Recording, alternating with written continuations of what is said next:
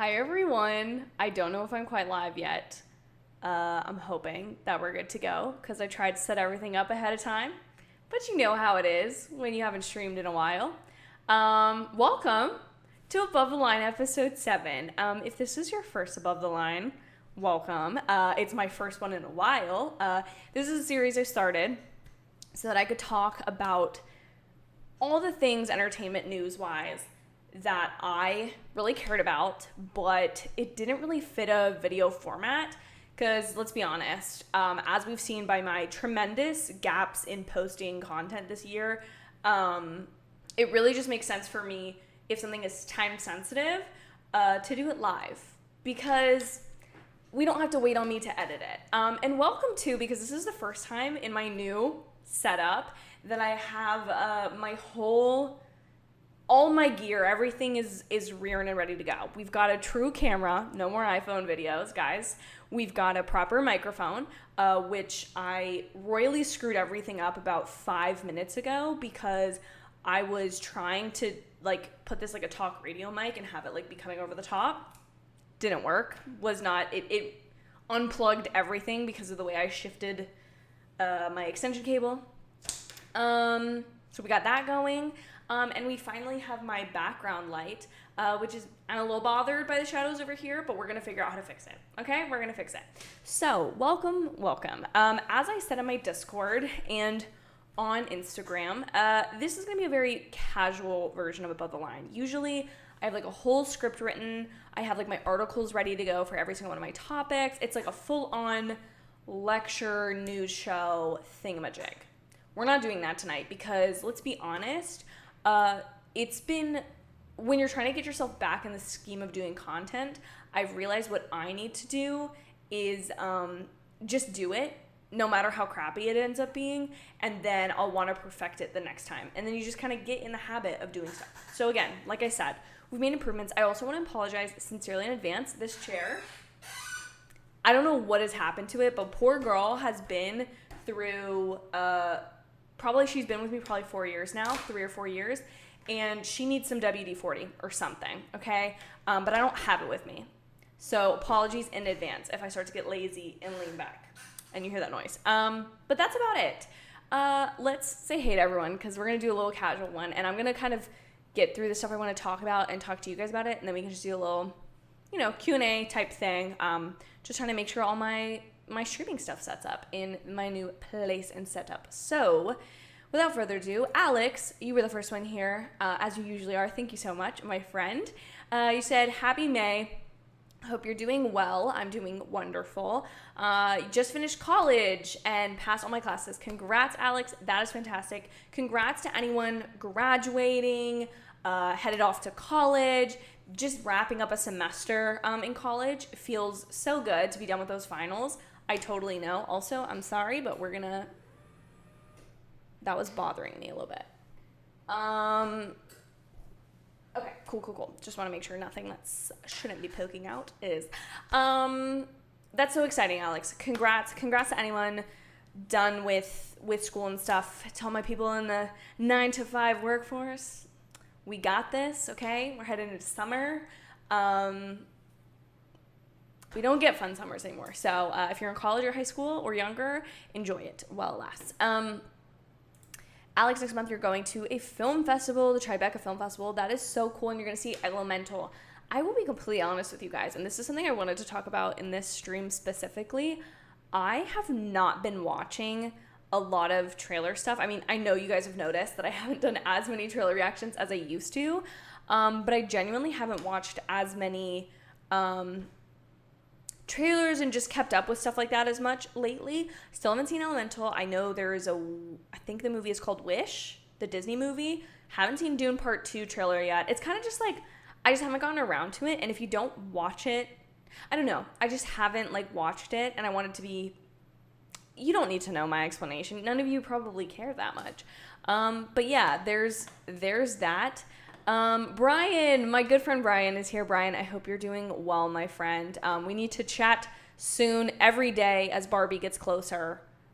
I get more and more excited to see Ryan Gosling in his element, and I know you are too, so I just can't wait to chat more about that. Swirly Bird, hello, welcome to the stream. Reagan is here. Reagan, how are you? Thank you so much. Yeah, guys, I am really, I don't want to make like a bunch of apologies for like not making content, and I'm sure to you guys, it's probably like, oh, she's just like not making as much stuff. It's just, it is on my mind constantly, and I am really, like, I'm acting like May is the new year again. Like, I'm like, this is what I'm dedicated to this summer. This is my plan. This is my plan of action. I've got like a system in place, I think, right now, that I'm working towards. I love doing this so much. I love making YouTube videos, and I love talking to you guys and engaging this community, and I want to do more of that, and I want I want to make more effort to let other things not stop me. You know what I mean? Because things get in the way all the time. But thank you, Reagan. I appreciate that. Billy, I'm doing great. Thank you so much for being here. It is just a regular desk chair. It is from Costco. Many years ago, I purchased this. I guess it was 2021 that I bought it. She's been good to me, but she just squeaks now, and it's just a little annoying. Nick, my good friend Nicholas Alexander Burke is in the stream, my friends. Nick, how are you? Above the Line, episode 7, I know. You have been reminding me about this at work, and I'm bringing it back. And I'm not saying I'm doing it just for you, but I'm also not saying I'm not doing it for you either. You know what I'm saying, my friend? Can't wait to chat about all this stuff. Nick is really my, in real life, personal, above the line. We just chat about this stuff all the time. And yeah, he's been the one that's gotten my thoughts on this. Highly recommend you go check out his channel, and anyone else in the chat who has a channel. I know Brian does. I know Reagan used to, but does not anymore. But yeah, and Bailey does, of course. So go check out their lovely channels. These are my wonderful content creating friends on the internet, and I want us to all be able to succeed and thrive and support each other. Bailey, how are you? Bailey, thank you so much for all of your thoughtful messages in the Discord. I'm so sorry that I missed them. I had my Discord notifications to where I would just get everything from every Discord I'm a part of, so I'd never sort through them. Now I have it to where only mine is the one that I get notifications for, because I'm not really like an active participant in any other Discords.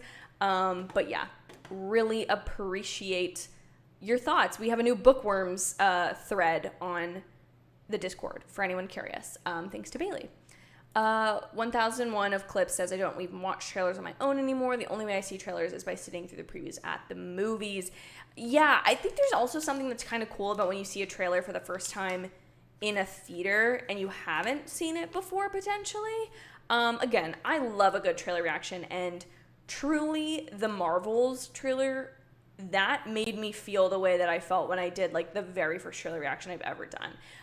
Trailer reactions just get really stressful sometimes. And again, I don't want to make excuses, but there was just a lot of stuff. And I feel like sometimes if you know you're not going to have like a strong reaction, or in my case, if I know I'm going to say something stupid, specifically about a Star Wars one, I would rather not be absolutely roasted online, you know? Like my Dune trailer reaction, my part 1 Dune, it did great, but I have never received so much hate. And that really structured my view of the movie at first. I ended up really liking it. I saw it the second time, but yeah. Anyways, I am excited for that. Reagan says, I understand. I meant that your content has been awesome. No, I appreciate it, Reagan. I really appreciate it.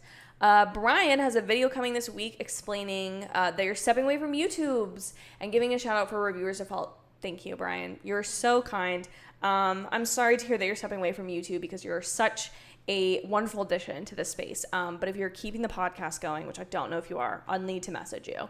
We can chat about this later. But, there you go. You said, plan to entirely focus on film fragments. It's a wonderful podcast. I highly recommend you all listen to it. Brian does such a good job, and he is so enthusiastic to talk to and wonderful and so passionate about film. So it's really great. Alex, I also really love this community. And Billy Mount, this will be my last one before we actually get into my story so we can chat about the substance at hand. But no, it is not a film noir. I would say like a film noir needs to be more of a thriller. Like a film noir noir is very much a mode of telling the story, and it's both a visual style, but it also has to have like a tone of the film itself. And Casablanca, I would argue, is not that.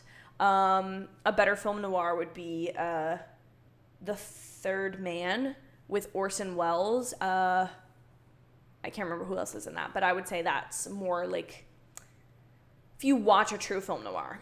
Anyways, all right, guys, let's get into our stories for the day. So if you've seen Above the Line before, which I'm going to assume most of you have, most of you guys are my regular subscribers, and I appreciate you all so much. The Met Gala was this Monday. We're just going to talk about these off the cuff. I don't have my fancy presentation. I don't have a fancy script written up. I do have links for like the true like stories or things that I'm like talking about because I read a story about them. So those are linked below already. But the Met Gala was this Monday. And was it really the Met Gala? Because Blake Lively was not there. And we all know that she's the queen of the Met Gala. I saw something this week that made me think about the Met Gala differently because I really love the Twitter discourse of the Met Gala. Like, I love seeing the photos. You know, it's fun. As a girl, I love seeing women and men dressed to the absolute nines and stuff. I would never even be allowed to breathe in the same room as some of these, like, clothes. And it's so interesting to see.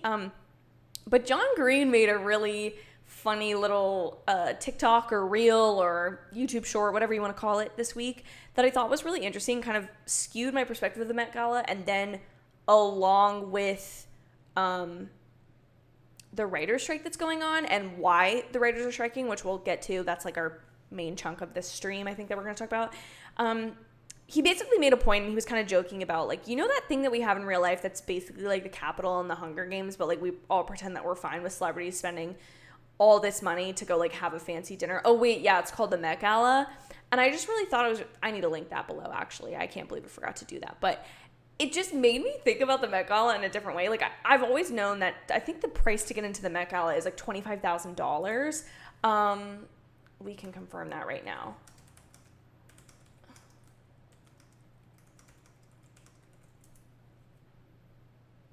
Oh, $35,000 for a single ticket and $200,000 to $300,000 for a table. So, needless to say, if you're going to the Met Gala, you're either going as a guest of someone that has insane money, or you yourself have insane money. And I believe that people should have the right to do what they want with their money. But I think what's really interesting about the Met Gala happening this week and John Green's comparison is this is the same week that the Writers Guild of America decided to go on strike. And there's a really great GQ article that I've linked down below that explains the entire thing if you were not really aware of past writers' strikes, why they have happened. Almost every single time that the Writers Guild has done a strike, the last one being in 2007, 2008, it is because of some form of the entertainment economy and the way that entertainment is spread, like why that is happening, like the way that media is being made, how it's being consumed, and what writers are getting paid for it. That's usually at the crux of what the writers are concerned about. Like, for example, I know that SAG went on strike probably a year or two ago in regards to, I think it was COVID things on set, like wanting certain guidelines or getting back to work, things like that.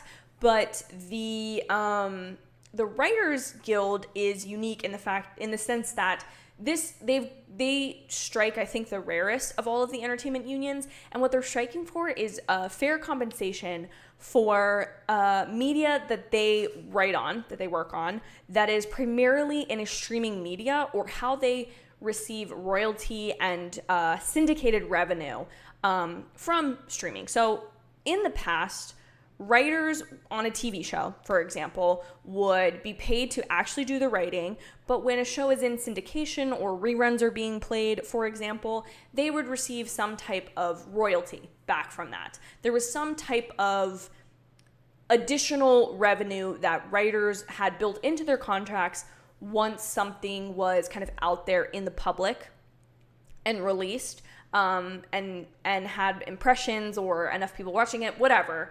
And that's how writers would get paid.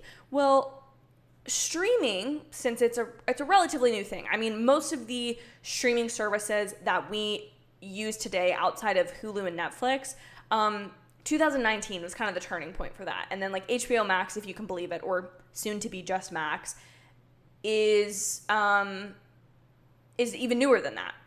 Peacock is newer than that. Like, these services are very relatively new. That's the last 4 years, basically.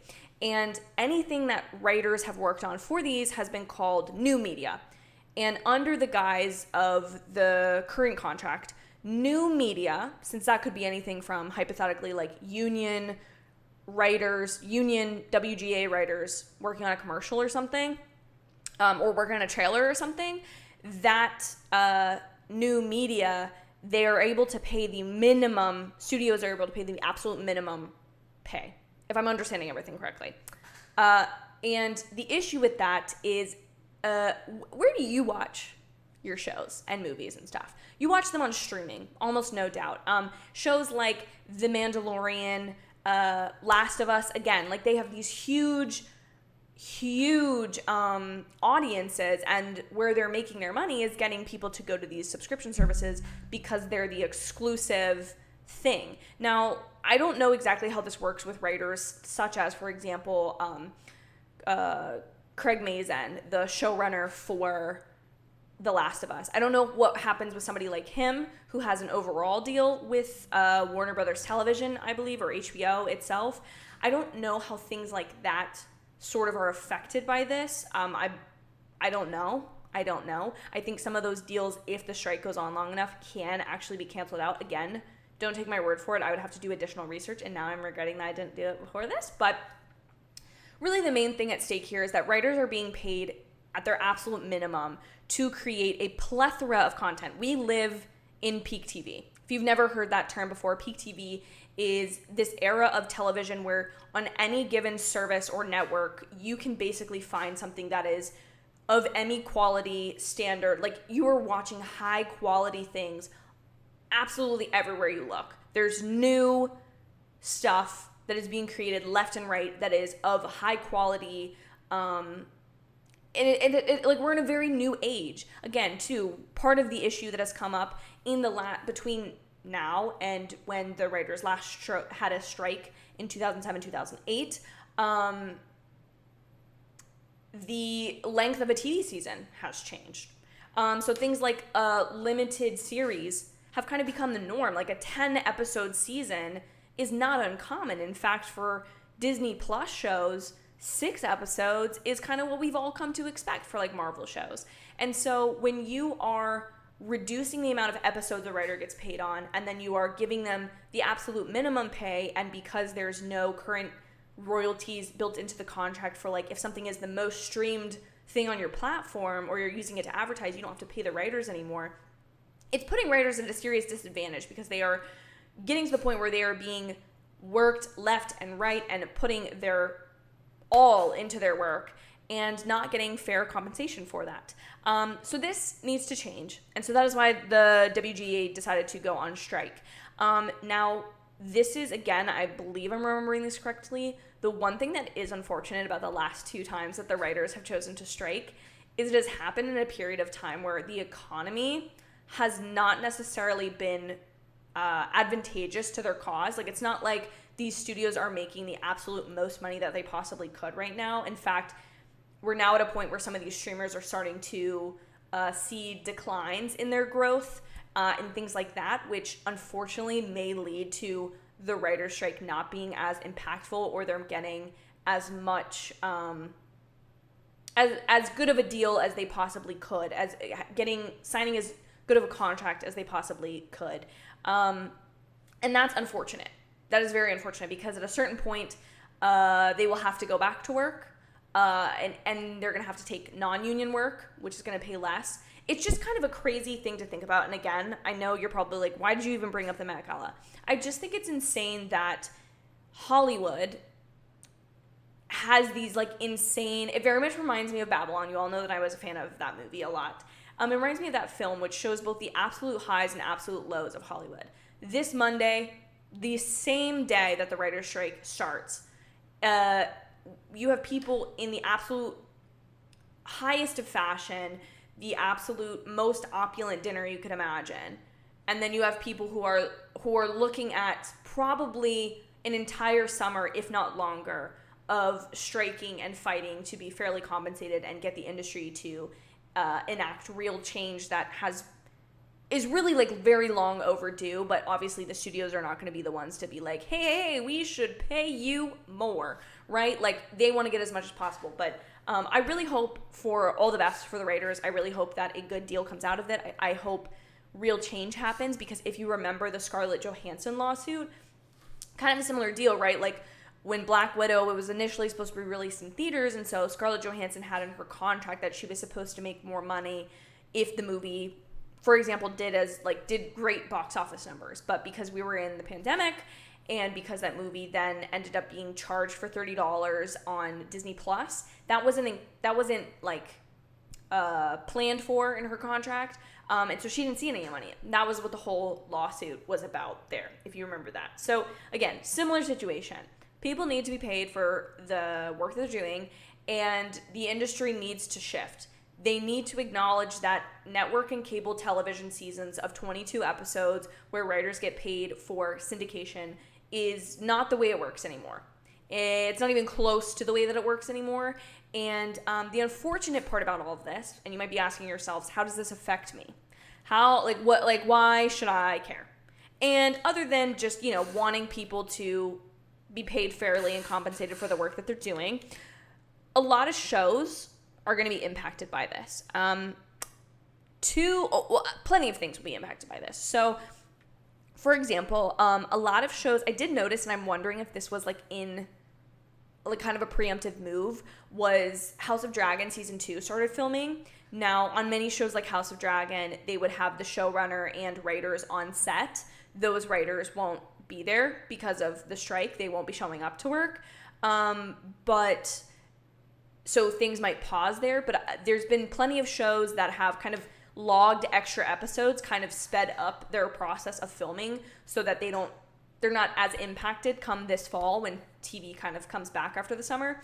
But the three things that kind of were like the biggest for me, again, Blade, which has just Blade, the Marvel movie, starring Mahershala Ali. This movie has hit so many roadblocks, and I really hope that it's like a case of what's meant to be will be, and like a great movie is going to come out of this, the multiple different walls that this movie has run into, quite honestly. But unfortunately, it has faced kind of pause in its development or writing or production status because of the writer's strike. Stranger Things, there was an article on Variety today talking about how Stranger Things 5 will not be filmed, will not move any further until this is over. This is resolved. Which again, that is the biggest show that Netflix has. I guess maybe you could argue that Bridgerton is bigger, but this is the biggest thing they can do. It's the final season, which is even bigger of a deal. So yeah, that makes sense. They want their writers to have the absolute best deal. So, and then this one really made me sad just because this show has been on such a roll. Abbott Elementary. Abbott Elementary will be probably, I would argue, of any of these, it's a network television show, so some of the things that they are striking for don't necessarily apply as much to those writers, but Abbott Elementary is available to stream on things like Hulu, and I believe the first season is on HBO Max, or Max. That's going to take forever to get used to. But anyways, that is that. Let me get to y'all's comments, because you have some great ones here. Alex said Jared Leto and Doja Cat going full on cat. That was kind of crazy. I Doja Cat scared me a little bit. I'm not gonna lie. It gave me a lot of cats. And yeah, the cat thing was a good commitment to theme. I will give you that. Cassidy is here. Hi, Cassidy. Welcome, welcome. Bailey says, I do think the Met Gala is somewhat unnecessarily extravagant, but I hate that some people think it's just a party and a celebrity spending money. Not to completely veer to the Met Gala as a topic, but its fundraiser for the Costume Institute at the museum is the only department at the Met that has to raise funds itself. Okay, that's actually really interesting, Bailey, and I didn't know that. And now I feel kind of bad that I'm like pitting these two things against each other, because like plenty of people at the Met Gala were saying that they were in support of the writer's strike and very much like on like siding with them. And so I don't want to absolutely crap on the Met. I think it's just the John Green thing made me laugh. But that's definitely very interesting. And I do think the thing that's very extravagant is like, I always find it interesting when I see the celebrities who go to the Met Gala then go and like do interviews where they're kind of complaining about things. And I'm like, I don't understand how you can be in this situation and complain about anything. Like, I get that we all have our struggles and like everybody's pain points in life are kind of relative. But agreed. Yeah, that's actually very interesting. I definitely did not realize that. And I mean, I'm not trying to say that anyone that pays attention to the Met Gala or likes the Met Gala or like seeing the outfits is like anti the writer's strike. I apologize if that's the impression that I've given off, because that's not at all what I meant to do in any sort of way. I just feel like I just thought it was like a very juxtaposition type thing for those to happen. Alex says a lot of movies and TV shows are being affected with the WGA strike. Cobra Kai, Stranger Things, Rings of Power, and possibly upcoming Marvel movies and show. Absolutely. And the thing that also sucks is we're not coming out of a time where the industry has sort of been on fire, like in like a good way, like on a roll, on a hot streak. We've come out of a couple years of not good box office numbers, right? We've come out of a literal pandemic. We've come out of streaming wars and kind of the way that is chopped up and divided and changed everything about what we're subscribed to and where we watch our content and all that kind of stuff. And we've come out of a major gap of content. And this is where, honestly, I had a professor say to me in college, probably around 2020, early 2021, and she was saying, like, this was the time that the writers should have striked, because this was being talked about for a very long time. Multiple years I've heard, like, oh, the Writers Guild might strike, because this has been a persistent problem. But they didn't strike during the pandemic because, obviously, they either weren't working anyways or they were trying to make work. But had they gone on strike then, from my understanding of things, since the industry was in such a need of content, they may have had a little bit more power in the negotiations, whereas now it feels a little bit more like I really hope it's not this way. I probably shouldn't like go into that because I'm not the most educated, which now makes me feel like an idiot for doing this stream, but I just wanted to talk about it. Alex said, it's crazy to think there's a trend that from the 2007 and present day, we're basically in the era where Transformers released in theaters. One was affected by WGA and one is releasing next month. That is kind of crazy, Alex. I really want to know what Sorkin thinks of the strike happening now. Also, I like how both the cast of Ted Lasso and Abbott showing support. Well, I think that's also because like a lot of those casts are like Quinta Brunson is the showrunner. Well, I think she's the showrunner. She's the showrunner and creator and a writer on Abbott Elementary, as well as an actor, right? And then Ted Lasso, like Jason Sudeikis works on the story of Ted Lasso. And yeah, both their shows are shows that are going to be affected by this a lot. So that is true. Bailey said, within the last few years, there have been so many big stories about massive companies not paying certain workers in arts and media, authors, video game designers, animators, writers. I know. And that I think is one of the more frustrating things is that VFX creators have just come out of this period where they're not potentially being as overworked as before because there's a little bit less stuff to catch up on. Like, they finally recovered from the pandemic. It's almost like every end of the industry can't like get on the same even playing field, which I understand why. But it's a lot of issues, Bailey. You're totally right. I'm really into historical costuming and think that aspect of the gala is the most overlooked.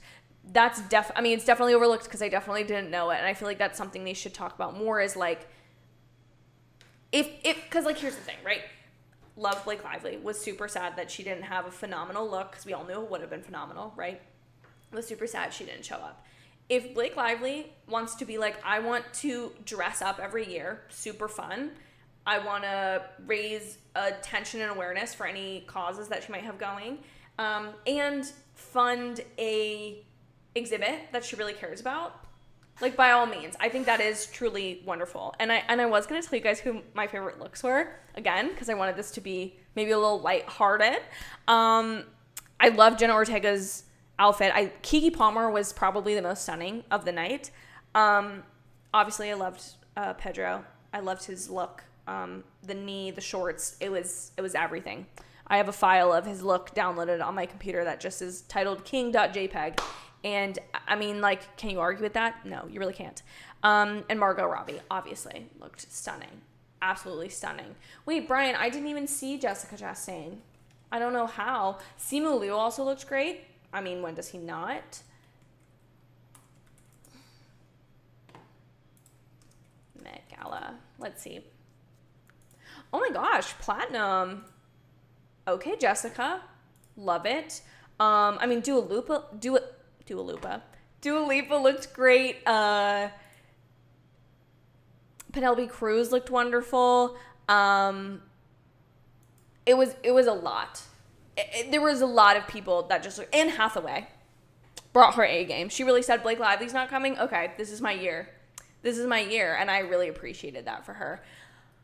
Alex, MTV Movie Awards has been canceled and was shown in clip form due to the strike. Drew Barrymore will also host next year's, even though she declined last minute. See, that's the problem. So other stars, such as Drew Barrymore or people like Jimmy Fallon, who have shows that really are built upon writers, they still need to work, but they don't have the teams behind them to make it possible. And that's like the other unfortunate thing is like other aspects of the industry will suffer. Like the first thing you probably noticed from this strike is last night there was no new SNL.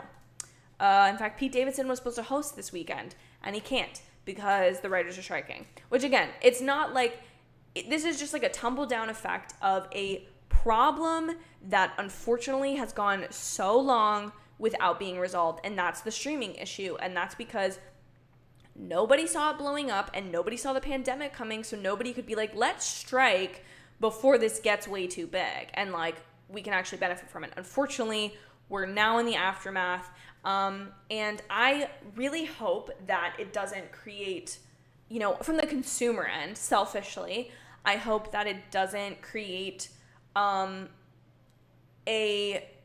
would rather wait for content to come out longer. Like I would rather wait 2 or 3 more years for a second season of House of the Dragon or that same length for a second season of The Last of Us than I would to get a lesser quality version because they aren't working with, because the writers aren't working. Like that's how I would rather things go. And I feel like a lot of consumers of media will probably feel similarly. But it's a really unfortunate situation and it's a really big news. Now, my favorite fun fact about strikes is that they got to make money some way. Like, the industry has to go on, right? And so what did they do? Well, in 2007 and 2008, if you are around my age, a very young millennial or a older Gen Z, you will remember the era of, like, every child star ever having, like, an album.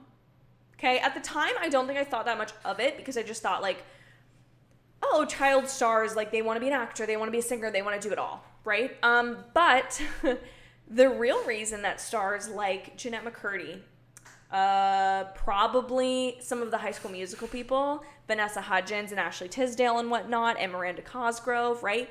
They all had, like, music careers because of the writer's strike. Their shows could not go on, but Disney and Nickelodeon needed to make money off of them, quite honestly. Like, they had them on contract. They were paying them anyways. They needed a way to bring in money. And so they had all of them go and become singers. And they said, we do not care if we have to auto-tune the absolute living crap out of it. We will release an album, and we will do it. So that's always my little fun fact about, like, the 2007-2008 writer's strike. I don't know what happens here. I don't know if these writers turn to making, like, YouTube content or something, right? Do they, like, turn to short form content creator platforms to like make money? I don't know.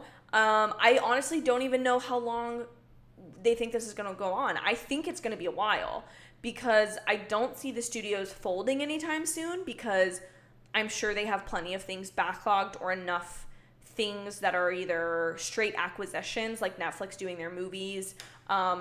Every week, a lot of those are purchased at film festivals. I don't know if maybe they, maybe at Tribeca now, Alex mentioning going to that very soon, maybe they invest a lot more money there, because they need stuff that's, like, quite honestly just already done, and no writers need to be working on it.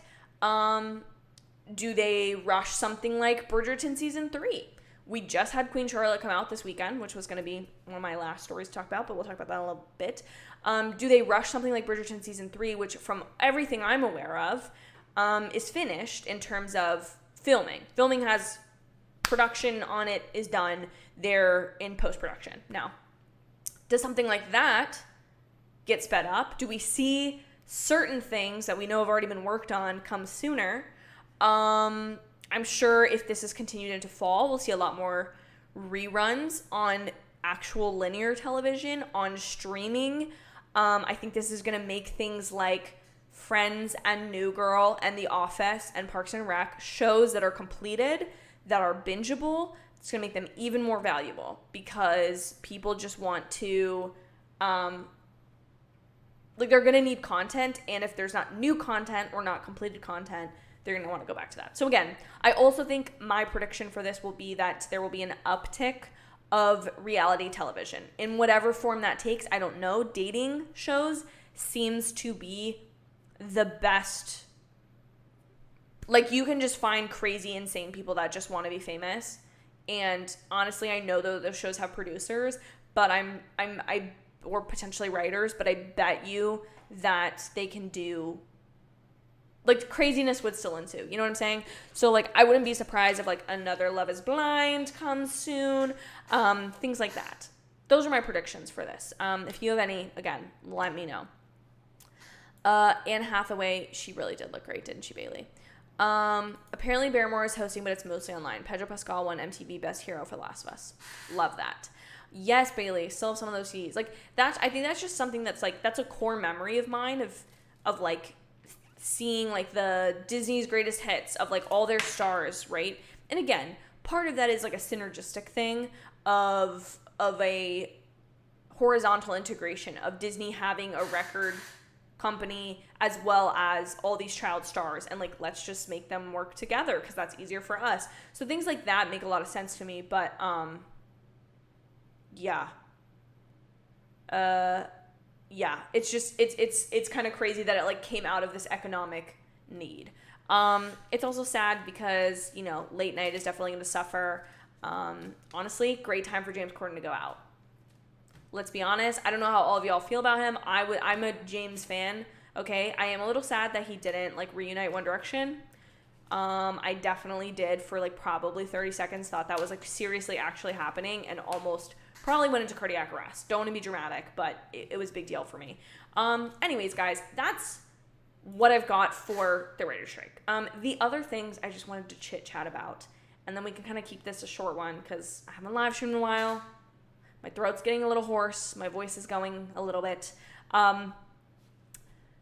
Jonathan Groff, okay? This one I did link below because I was shocked, confused, but extremely excited to see that Jonathan Groff is going to be a guest star in the next season of Doctor Who, which apparently will air on Disney Plus. That's, like, the exclusive home.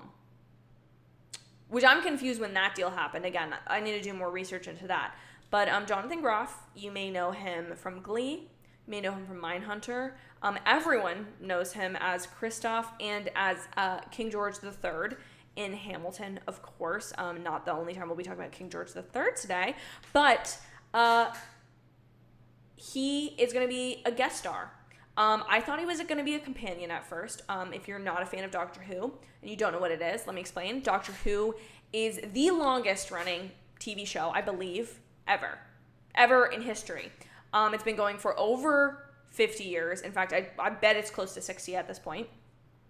The show is about a alien who can time travel. He has a blue police box, like telephone booth, from England, and it's called a TARDIS. It's bigger on the inside, so that's his spaceship, and he uses it to travel through time. And anyone who is a fan of Matt Smith or who knows me knows that that Matt Smith was my doctor.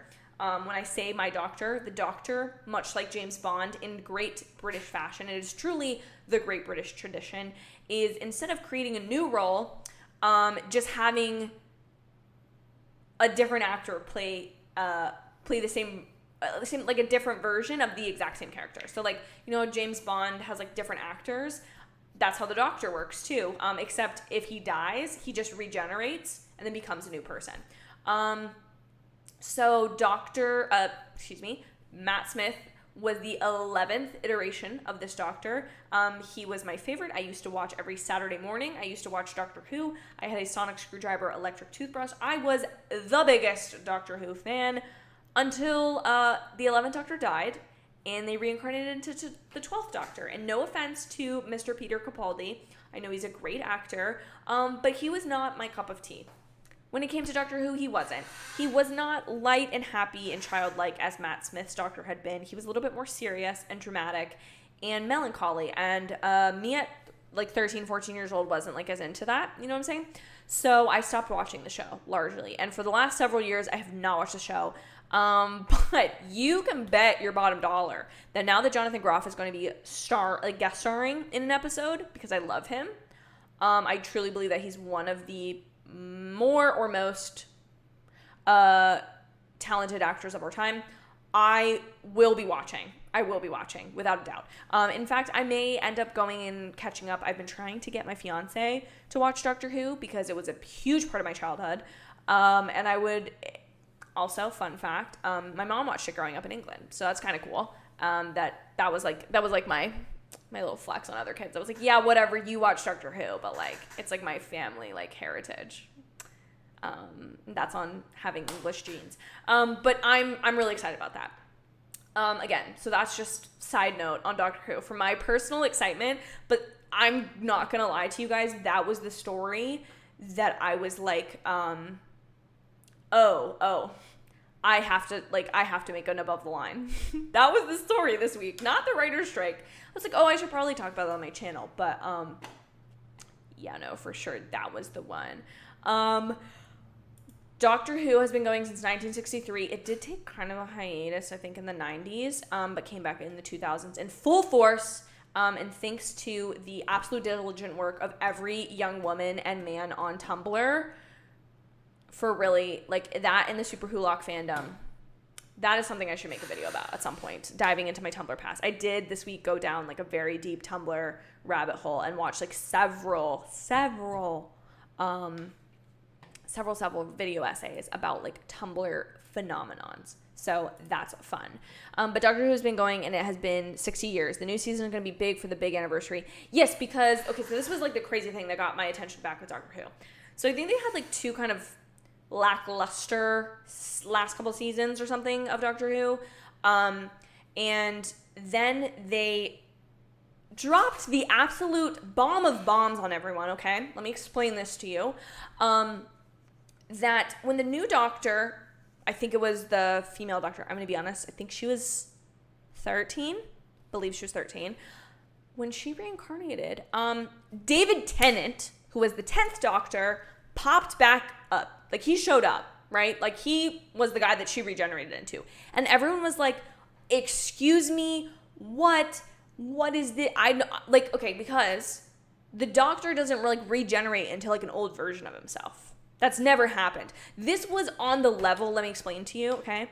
I'm screaming, I apologize. This was on the level of bringing back Andrew Garfield and Tobey Maguire Spider-Man. Like, that's the American, I think, equivalent to this.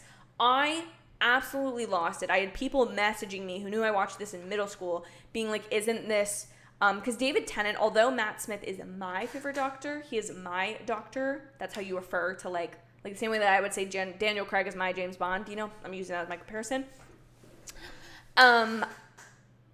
David Tennant is the most universally loved Doctor. I'm sorry, I'm just going to put it out there. All the historical ones, like only old people are probably going to tell you that they love them. I don't know of anyone whose favorite Doctor is the 9th Doctor. 10 and 11 are quite popular, but 10, let me tell you, David Tennant, he made his mark. He popularized the Converse look. He used the word allons-y, which is the French phrase for let's go, and taught everyone, every nerdy person around the world who watched Doctor Who that. His seasons were full of, he had a companion named Rose. It's one of the most tragic, like, love story. I'm sorry, we're going to have to do a Doctor Who deep dive. Like, that's what we're getting into here. I've not watched in literal years, like probably almost a decade. But we're getting back into it now. But yeah, so the 60th anniversary, I think that's why David Tennant came back. So that's why the new Doctor, I believe, I do not know how to pronounce his name. I really apologize. But that's why he is the 15th Doctor. Bailey says, I'm not into Doctor Who, but I heard there are several musical theater alumni being guest stars this season. No, I think you are right, because there was a lot of guest stars, which I think is very interesting, because Doctor Who, so the Doctor as an alien, right, doesn't always know what he's doing. He's just kind of tearing around the universe, time and space, does not matter to him. Usually he finds an earthling, a human, to accompany him, and they are called his companion. They usually last for like a season. Sometimes a really important companion will last multiple seasons or carry on to the next Doctor. For example, Karen Gillan, you might know her from This Weekend as Nebula. She was Matt Smith's companion. And her and her in-show husband, Rory, were companions for Matt Smith's Doctor for multiple seasons. She did not like carry over between Doctors, but Rose did between the 9th and the 10th Doctor. Rose did. Again, you can Google this if you care. If you don't, I'm only going to subject you potentially to a video about this later. So it's totally fine. But I think you are very spot on with that, Bailey. Apparently they brought back David Tennant for the first couple of episodes since the actor who was supposed to play him is busy doing Gerwig's Barbie. Oh, no way. No way. That's actually so exciting. Yeah, they probably were trying to bridge the gap. And also, again, like I said, him being the universally loved Doctor would make sense for him to come back for the 60th anniversary. Again, like I said, it felt, finding that news out felt very much like seeing Tobey Maguire and Andrew Garfield and Spider-Man again. I don't want to be dramatic again. But speaking nerds to nerds, like, I think y'all get it. Brian, who has never watched Doctor Who, you're totally fine. Now you've motivated me to start. I'll be seeing Jonathan on Broadway in September with Daniel Radcliffe. That's going to be amazing.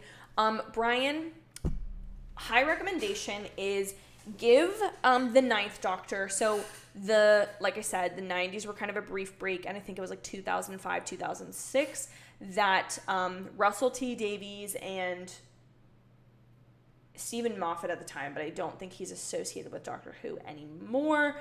Stephen Moffat, I think, was also, him or Russell T. Davies were both also associated with Sherlock. I think it was Stephen Moffat. But that's kind of like why both of those shows were at their like peak at the same time.